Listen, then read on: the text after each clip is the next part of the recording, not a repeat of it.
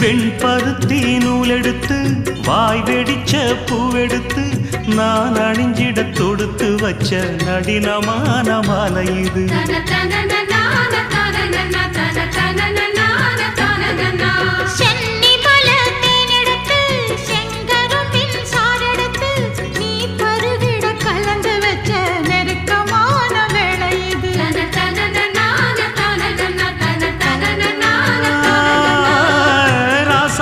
உடம்பிருக்கும் ரவிக்க துணி நானாக அன்னாடம் சூடி கொள்ள ஆசை வச்சாகாதா.